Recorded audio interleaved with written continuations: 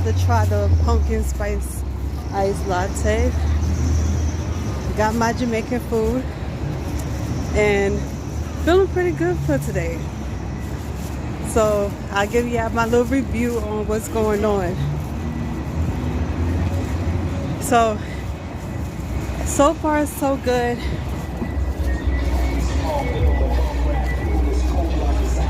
Yeah. So 1 to 10, this pumpkin spice is like a 5. I don't really taste the spice.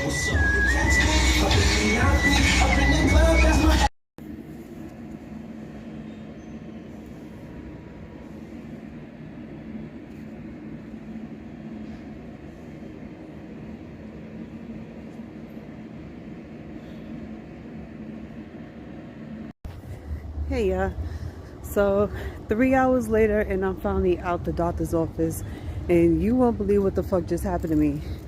So upon doing my routine checkup, they checked my blood sugar. It was up in the 400s. Anybody knows anything about diabetics, you know that's extremely high. So I'm kind of shocked because right before I went to the doctor's appointment today, I had coffee. I had the iced coffee.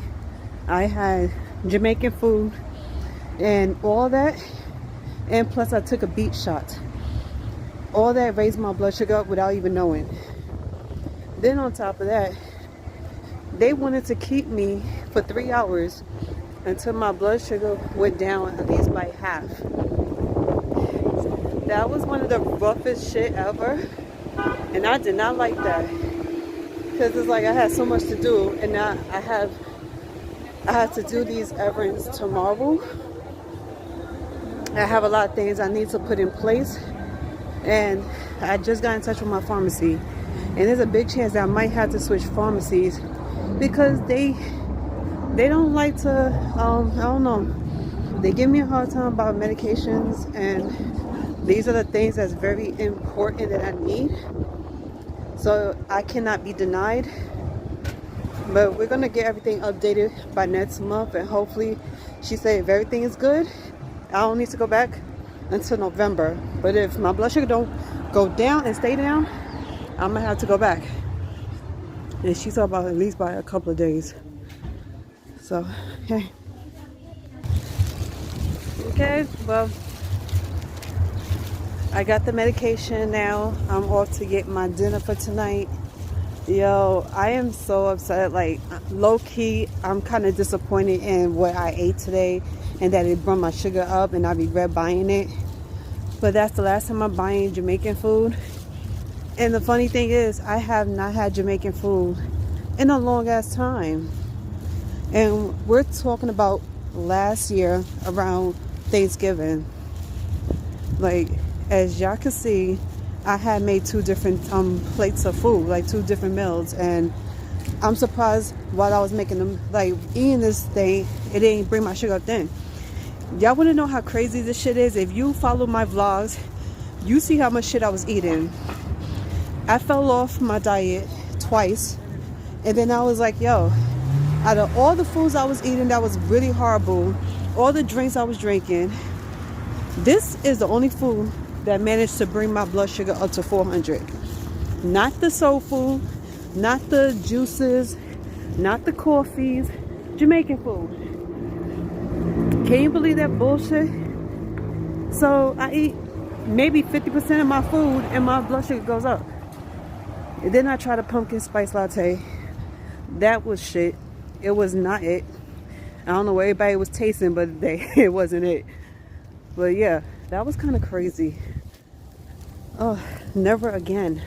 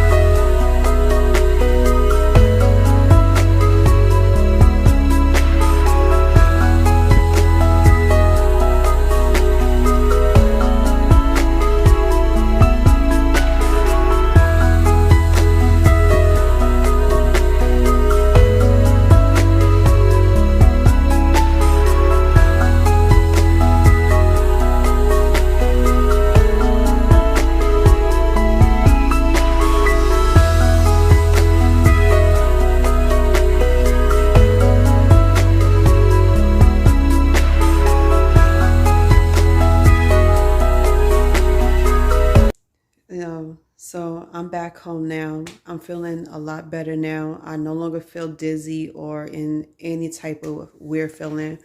But there's one thing I just want to say, and normally I don't like to admit shit like this, but I think my doctor really saved my life. And this is a lesson learned to never try anything new, or don't try to go back to something you got rid of a long time ago. Because I'm sitting here thinking about it. On my way home from the pharmacy, I was like, yo, I tried out so many things to see if it was working. And I was like, yo, one simple craving could possibly ruin your life. And my doctor, she was not going to let me go home until my blood sugar was low. She saved my life because y'all know I live alone. So if anything was to happen to me, no one would ever know. No one would ever find out. And God forbid, if anything was to happen to me, I think I would be super scared to be here by myself and have my body decay here, because can nobody hear me? And then on top of that, my building is shaped weird. So everybody that has a 2-story apartment, like a 2-floor complex, it's like they wouldn't hear me anyway. And then there's me and one other neighbor on my floor that lives up here. So it's like if anything was to happen, nobody will ever hear. And then another thing about my building is that my neighbors, they're very respectful. They don't mind each other's business. They mind their own business. So if they was to hear something going on in your apartment, they wouldn't even think twice of leaving you alone. They would not bother you. And so far, everything that has happened in my apartment, my neighbors didn't say nothing to me about it. They didn't even come and check up on me or nothing. So because everybody stays to themselves, I guess that's a good and bad thing, because if something was to happen to you dangerous wise, it would suck that my neighbor would not take any action, because they're so busy, used to staying to themselves. And at first, when I moved into my apartment, I thought everything was fine. I thought this is the best thing ever. And then I have the best neighbors. But at the same time, when you think about it, anybody that's, going through a health problem like me, like has any health issues, it would kind of suck on your part if you live alone, because anything happens to you and you can't get to the phone, nobody is there to rescue you.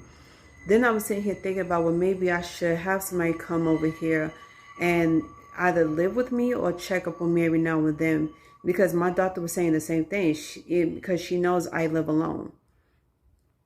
But, well, that's something we got to think about. So now I got to rearrange something, because I don't want no episodes happening or anything bad happening. But I really did thank my doctor. I thank her for saving my life, because I think it would be a whole disaster if she never had treated me and she never had checked my blood sugar. But now I'm going to drink my tea. I'm going to watch my videos and I'm going to relax. And I'll see y'all tomorrow.